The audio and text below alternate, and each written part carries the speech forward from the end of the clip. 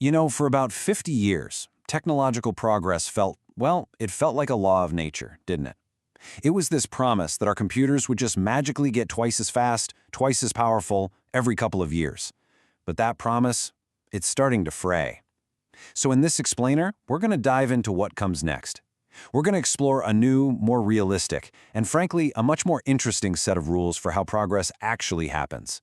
All right, so let's just start with the big question, the one that's on everyone's mind in the tech world. For decades, Moore's law gave us this incredible sense of predictable, almost automatic advancement. I mean, it was the engine of the entire digital revolution. But now we're pushing up against the very limits of physics, and that smooth, reliable ride is getting a whole lot bumpier.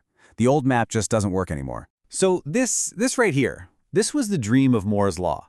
A perfect, clean, exponential curve just shooting straight for the future. It promised us that growth wasn't just fast, it was also smooth, it was predictable. And that was a really comforting thought, right? It was a law we felt we could all count on. But, reality is never that clean, is it?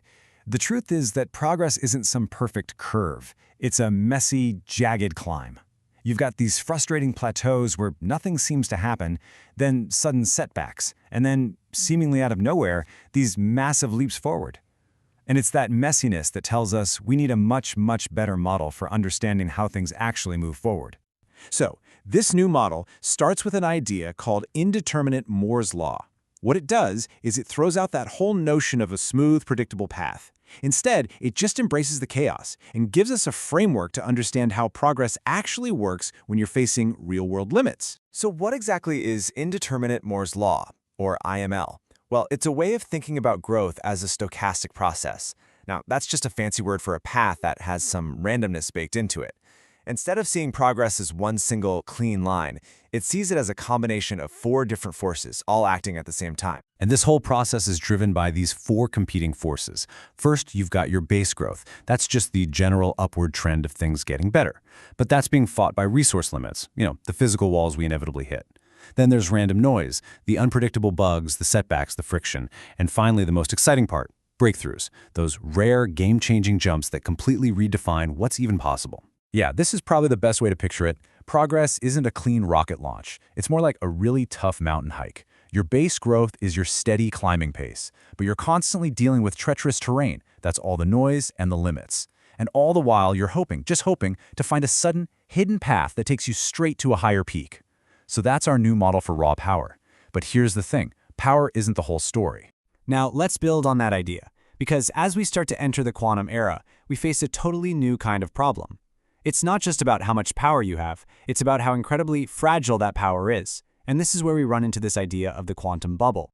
Just think of it this way. A classical bit, the foundation of every computer we use today, it's like a rock. It's solid, it's stable, it's reliable, it's always a 0 or a 1. But a qubit, the heart of a quantum computer, that's like a soap bubble. It's magical, it can be a 0, a 1, or somehow both at the same time, but it is unbelievably fragile. It can pop at any moment. And there's a scientific term for the lifespan of that soap bubble. It's called coherence time, and it's represented by the Greek letter tau. This is the tiny, tiny window of opportunity a quantum computer has to actually do its thing before its qubits lose their special quantum state and just collapse into useless noise. It is the ultimate measure of a system's stability. And this is where things get really weird and kind of counterintuitive. You'd think, just add more qubits and the quantum computer gets more powerful. But it's not that simple. Each new qubit you add can actually introduce more noise, more interference, making the whole system less stable. It can shrink that precious coherence time. More power can literally make the bubble pop faster. Okay, so we've got this messy path to power, and that power is super fragile. But there's a third, even deeper layer to this puzzle. It's about making sure that as a system grows in power and complexity, it doesn't lose its way. It's about preserving a system's soul. And there's a concept for this called the item gene. The idemogene.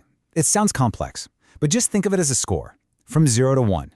It measures how well a system maintains its core identity as it evolves. It's kind of like the system's architectural DNA. Does it keep doing the job it was designed for, or does it just become this chaotic mess of features that don't really work together anymore? It all boils down to this one core idea.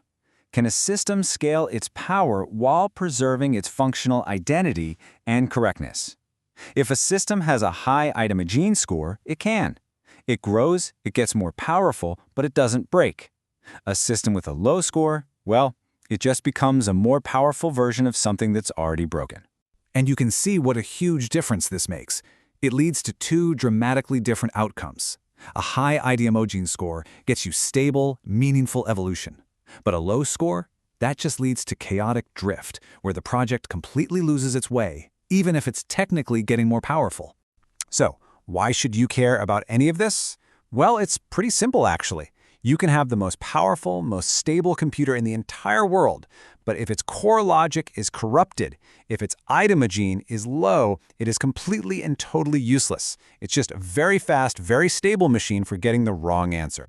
Okay, so let's put all these pieces together. The crucial point here is that we're moving from a world with one simple rule to a world that requires this delicate, constant balancing act. Progress isn't about just one thing anymore. It's a recipe with three absolutely essential ingredients. First up, ingredient number one, power. This is the raw horsepower of your system. This is that jagged, unpredictable growth we talked about with indeterminate Moore's law. Second, you've got to have stability. This is your coherence time, right? The system's ability to resist errors and actually function correctly. It's the lifespan of your soap bubble. And third, you need integrity. That's the IDMOgene. This is the architectural soul of your project, the thing that makes sure it stays true to its purpose as it scales up. And this brings us to the new recipe for progress. Now, the key insight here is that these three ingredients, power, stability, and integrity, they're multiplied together. And what that means is if any one of them goes to zero, your total progress goes to zero. You can't just maximize one of them, you have to have all three working together. So how do you actually do this? How do you manage this balancing act?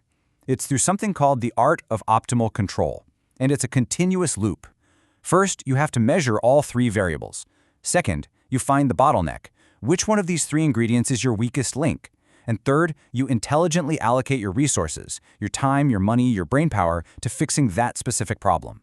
Pushing for more power is totally useless if your system is unstable. And all of this, it really leads us to one final really powerful question.